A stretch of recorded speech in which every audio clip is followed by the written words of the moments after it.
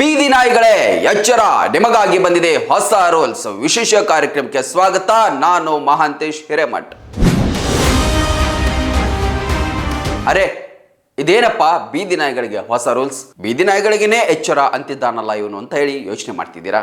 ಹೌದು, ಬೀದಿ ನಾಯಿಗಳು ಅದೆಷ್ಟು ಜನರನ್ನ ಬಲಿ ತೆಗೆದುಕೊಂಡಿದೆ, ಬೀದಿ ನಾಯಿಗಳು ಅದೆಷ್ಟು ಜನರಿಗೆ ಕಚ್ಚಿದೆ, ಬೀದಿ ನಾಯಿಗಳಿಗೆ ರಾತ್ರಿ ಇಡೀ ಕೆಲಸವೇ ಇರೋದಿಲ್ಲ, ಅಲ್ಲಿ ಇಲ್ಲಿ ಬೊಗಳಿಕೊಂಡು ಇರುತ್ತೆ. ಬೀದಿ ನಾಯಿಗಳ ಹಾವಳಿ ಹೆಚ್ಚಾಗಿದೆಯಪ್ಪ, ಕಿರಿಕಿರಿ ಸಾಕಾಗಿದೆ ಅಂತ ಹೇಳಿ ನಗರಸಭೆಯೋ ಪುರಸಭೆಯೋ ಅಥವಾ ಪಟ್ಟಣ ಪಂಚಾಯಿತಿಯವರ ಮೇಲೆ ಅದೆಷ್ಟೋ ಸಾರ್ವಜನಿಕರು ಹಿಡಿ ಶಾಪವನ್ನು ಹಾಕ್ತಾ ಇದ್ದಾರೆ. ಮನುಷ್ಯರಿಗೆ ದಯಾ ಮರಣವನ್ನ ಕೊಡುವುದು ಸಾಮಾನ್ಯ ಆಗಿತ್ತು. ಎಷ್ಟೋ ಕಡೆಗಳಲ್ಲಿ ನಾವು ಅದೆಂದೂ ಕೂಡ ರೋಗ ವಾಸಿ ಆಗದೆ ಇದ್ದರೆ, ಹಾಸಿಗೆಯನ್ನು ಹಿಡಿದಿದ್ರೆ ಆತನಿಗೆ ದಯಾ ಮರಣವನ್ನು ಕೊಡುವಂತಹ ಕೆಲವೊಂದಿಷ್ಟು ಉದಾಹರಣೆಗಳು ಭಾರತದಲ್ಲಿ ಇತ್ತೀಚೆಗೆ ಚಾಲ್ತಿಯಲ್ಲಿ ಬರ್ತಾ ಇತ್ತು. ಆದರೆ ಇದೀಗ ಸುಪ್ರೀಂ ಕೋರ್ಟ್ ನಾಯಿಗಳಿಗೆ ದಯಾ ಮರಣವನ್ನು ಕೊಡಬೇಕು ಅಂತ ಹೇಳಿ ಒಂದು ತೀರ್ಪನ್ನು ಕೊಟ್ಟಿದೆ. ಏನಪ್ಪ ಇದು, ಸುಪ್ರೀಂ ಕೋರ್ಟ್ ಈ ರೀತಿಯಾಗಿ ಹೇಳಿದೆಯಲ್ಲ, ತೀರ್ಪನ್ನು ಕೊಟ್ಟು ಬಿಟ್ಟಿದೆಯಲ್ಲ, ಹಾಗಾದರೆ ಪ್ರಾಣಿ ಪ್ರಿಯಗಳು ಏನು ಮಾಡಬೇಕು ಅಂತೇಳಿ ಎಷ್ಟೋ ಜನ ಪ್ರಾಣಿ ಪ್ರಿಯರು ಬಾಯಿ ಪಡ್ಕೊಳ್ತಾ ಇದ್ದಾರೆ. ನಾಯಿಗಳನ್ನು ದಯಾಮರಣ ಅಥವಾ ನಾಯಿಗಳನ್ನು ಕೊಲ್ಲೋದು ಅಂದರೆ ಏನು, ಅವುಗಳಿಗೂ ಕೂಡ ಬದುಕುವ ಹಕ್ಕು ಇದೆಯಲ್ವಾ ಅಂತ ಹೇಳಿ ಎಷ್ಟೋ ಜನ ಪ್ರಶ್ನೆಯನ್ನು ಮಾಡಬಹುದು. ಆದರೆ ಸುಪ್ರೀಂ ಕೋರ್ಟ್ನ 3 ಜನರಿದ್ದಂತಹ ನ್ಯಾಯಪೀಠ ಏನು ಹೇಳಿದೆ ಅಂತ ಹೇಳಿದರೆ, ಇನ್ನು ಮುಂದೆ ನಾಯಿಗಳಿಗೂ ಕೂಡ ದಯಾಮರಣ ಕೊಡಬೇಕು, ಅಂದರೆ ನಾಯಿಗಳನ್ನು ಪರೋಕ್ಷವಾಗಿ ಏನಂತ ಹೇಳಿದ್ರೆ ನಾಯಿಗಳನ್ನು ಕೊಲ್ಲೋದಕ್ಕೆ ಅವಕಾಶ ಅಂತ ಹೇಳಿ. ಹಾಗಾದರೆ ಎಲ್ಲ ನಾಯಿಗಳನ್ನು ಹಿಡ್ಕೊಂಡು ಹೋಗಿ ಕೊಂದು ಬಿಡ್ತಾರಾ? ಖಂಡಿತ ಇಲ್ಲ. ಏನು ಬೀದಿ ನಾಯಿಗಳು ಅಂತ ಇದೆಯಲ್ವಾ, ಆ ಬೀದಿ ನಾಯಿಗಳಲ್ಲಿ ಕೆಲವೊಂದಿಷ್ಟು ಆಕ್ರಮಣಕಾರಿಯಾದಂತಹ ಬೀದಿ ನಾಯಿಗಳು ಇದೆ.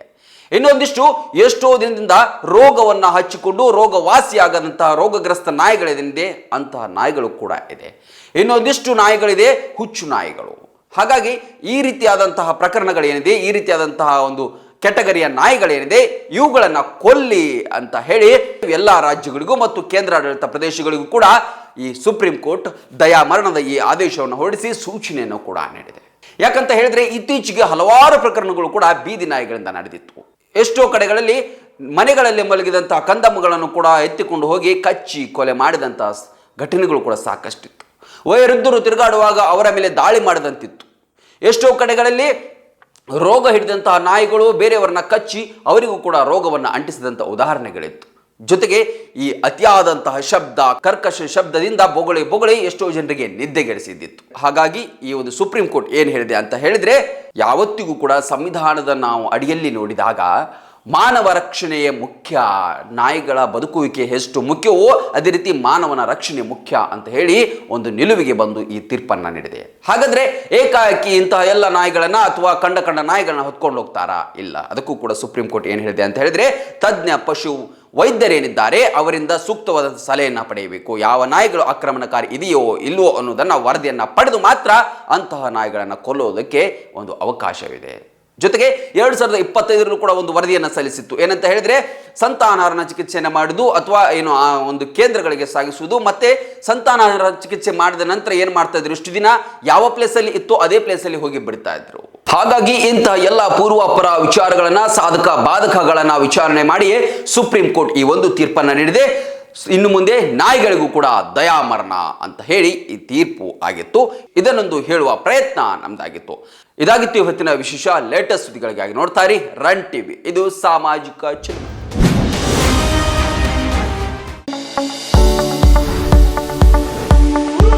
ಎಲುಬು ಕೀಲುಗಳ ನೋವಿನಿಂದ ಬಳಲ್ತಿದ್ದೀರಾ? ಯಾವುದಾದರೂ ಕಾಯಿಲೆಗೆ ಆಪರೇಷನ್ ಮಾಡಿಸಲು ಪರದಾಡ್ತಿದ್ದೀರಾ? ಡೋಂಟ್ ವರಿ, ಲೋಕಾಪುರದ ಸಾಯಿ ಮಲ್ಟಿ ಸ್ಪೆಷಾಲಿಟಿ ಆಸ್ಪತ್ರೆಗೆ ಬನ್ನಿ. ಎಲುಬು ಕೀಲು ಇನ್ಫೆಕ್ಷನ್, ಮೊಣಕಾಲು ನೋವು, ಕತ್ತು ನೋವು, ಬೆನ್ನು ನೋವು, ನರ ನೋವು, ಓಝೋನ್ ಥೆರಪಿ, ಫಿಸಿಯೋಥೆರಪಿ, ಎಲುಬು ಮುರಿತ ಶಸ್ತ್ರಚಿಕಿತ್ಸೆ ಮೂಲಕ ರೋಗಿಗಳ ಪಾಲಿಗೆ ವರದಾನವಾಗಿದೆ. ಅಪೆಂಡಿಕ್ಸ್, ಕಿಡ್ನಿ ಸ್ಟೋನ್, ಮೂಲವ್ಯಾಧಿ, ಹೊಟ್ಟೆ, ತಲೆನೋವು, ಥೈರಾಯ್ಡ್, ಲಿವರ್ ಸಮಸ್ಯೆ, ಕರುಳು, ಹರ್ನಿಯಾ, ಗರ್ಭಕೋಶ, ರಕ್ತನಾಳ, ಡಯಾಬಿಟಿಸ್, ಪಿತ್ತಕೋಶ, ಸ್ತನ ರೋಗ, ಗ್ಯಾಂಗ್ರೀನ್ ಸೇರಿ ಹಲವಾರು ಕಾಯಿಲೆಗಳಿಗೆ ಇಲ್ಲಿದೆ ಉತ್ತಮ ಚಿಕಿತ್ಸೆ. ಆಧುನಿಕ ಚಿಕಿತ್ಸಾ ಸಲಕರಣೆಗಳು, ಸುಸಜ್ಜಿತ ಬೆಡ್ಗಳು, ವಿಶಾಲವಾದ ಆಸ್ಪತ್ರೆ ಆವರಣದ ಜೊತೆಗೆ ಸ್ವಚ್ಛತೆಗೆ ಆದ್ಯತೆ ನೀಡುವ ತಾಣವೇ ಸಾಯಿ ಮಲ್ಟಿ ಸ್ಪೆಷಾಲಿಟಿ ಆಸ್ಪತ್ರೆ. ಸ್ಥಳ Srinivasa Kalyana Mantapa road, bus stand ಹತ್ತಿರ, ಲೋಕಾಪುರ.